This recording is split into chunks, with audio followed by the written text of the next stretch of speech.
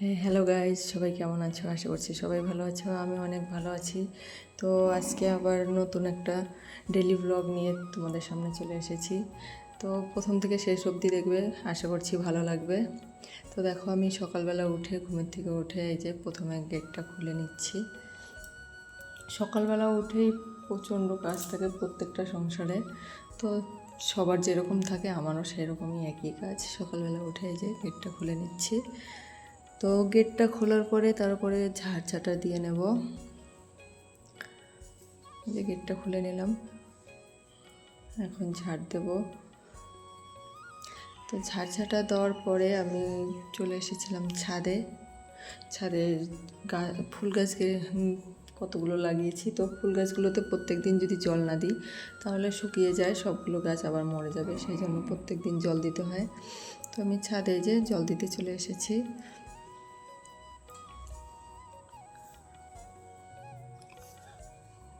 আর ছাদের উপরে আমি সম্পূর্ণ ফুল গাছ বলো, তুলসীর পাতা, তারপরে দুব্ব, পুরোটাই আমি ছাদের উপর লাগিয়েছি, যাতে আমার অন্য কোথাও যেতে না হয়। ওইখান থেকে সব কিছু তুলে আমার পুজো হয়ে যায়। তো আজকে ছিল হচ্ছে বৃহস্পতিবার। তো এটা হয়তো শুক্রবারের দিন তোমরা দেখতে পাবে, এটা বৃহস্পতিবারের ভিডিও। তো আমি এই যে সবগুলো গাছে জল দিয়ে দিলাম। এই যে এটা জবা ফুল গাছ, এইটুকুনো গাছে তবুও ফুল ধরে, জানো।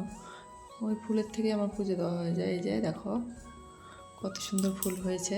ফুল দেখলেই মনটা ভালো হয়ে যায়, তাই না? এমন কেউ নেই যে ফুল ভালোবাসে না, ফুল সবারই প্রিয়।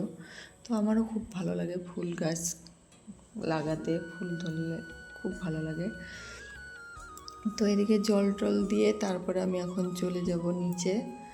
এই যে জল দেওয়া কমপ্লিট আমার। এখন আমি চলে যাব নিচে। এই যে নিচে চলে এসেছি। এখন দেখো বিছানার কি অবস্থা। সব বিছানাগুলো এখন গুছিয়ে নেব। এই যে সব এলোমেলো হয়ে আছে, সবগুলো এখন গোছগাছ করবো, তারপরে তোমাদের সামনে আছে। এই দেখো, কালকে রাত্রে একটা ইঁদুর খুব যন্ত্রণা করছিল, মানে কাপড় চোপড়গুলো রেখেছি আলনাতে, তো গিয়ে কেটে দিচ্ছে কাপড় চোপড়গুলো। সেই জন্য এই ফানটা আনা হয়েছে। আর রাত্রে পেতে রেখেছিলাম বিস্কুট দিয়ে।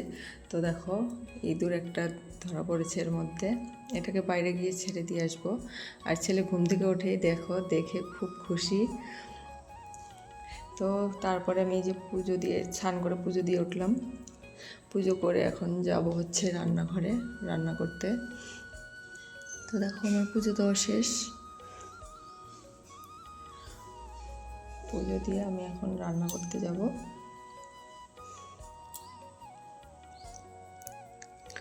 এই যে রান্না, আমার ভাতটা হয়ে গেছে অলরেডি। তো এখানে আমি মাছ ভাজা যাওয়া করছি, আর ওদিকে কচুর শাক করব। ওই যে মাছের মাথাটা দিয়ে কচুর শাক করব, সেই জন্য ওইদিকে কচুর শাকটাকে আমি ভাপাতে বসিয়ে দিয়েছি। তারপর কচু শাকটা বানাবো। এই যে মাছগুলো ভেজে নিয়ে তারপরে এই যে কচু শাক বানাবো বলে আমি কালো জিরাটা ফোড়ন দিয়ে নিলাম। এখন দিয়ে দেবো হচ্ছে রসুন। এখন রসুন দিয়ে আমি এখন নাড়াচাড়া করে তারপরে কচু শাকটা এর মধ্যে আমার রান্না হয়ে গেছে। এখন আমি মাছের ঝোল করব, তার জন্য এই যে মশলাটাকে কষিয়ে নিচ্ছি। তো আমি পুরো ভিডিওটা, তো রান্নাটা দেখাতে গেলে ভিডিওটা অনেক বড় হয়ে যাবে, সেই জন্য আমি পুরো রান্নাটা তোমাদেরকে দেখাইনি। তো আমার মাছের ঝোল রান্না করা শেষ হলে তারপরে আমি তোমাদেরকে খাওয়া দাওয়াটা দেখাতে পারিনি, কারণ কি সবার খাওয়া দাওয়া হয়ে গেছিলো। সবার লাস্টে আমি খেয়েছিলাম, শুধু সেই ভিডিওটাই আছে। তাছাড়া আর সবাই খাওয়া দাওয়া করেছে, সেই ভিডিওটা আর নেওয়া হয়নি। তো এই যে মাছের ঝোল বানাচ্ছি।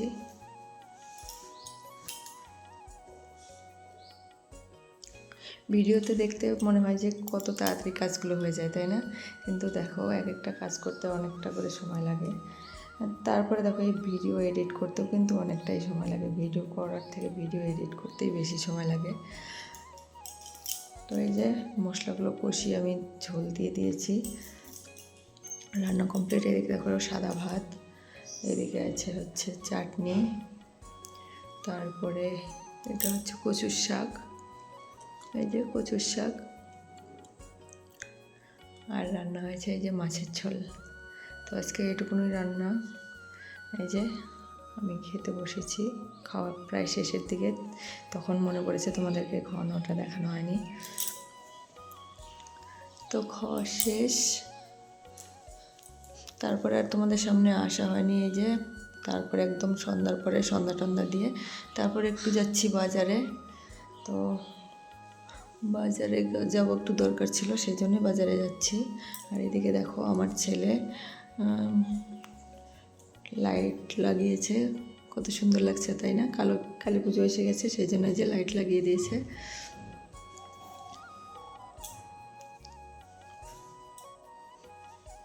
তো আমরা এই যে বাজারে চলে এসেছি, বাজারে প্রচণ্ড ভিড় ছিল। তো বাজার থেকে এসে আর তোমাদের সাথে ভিডিও করা হয়নি, সেই জন্য এইটুকুনই। Thank you for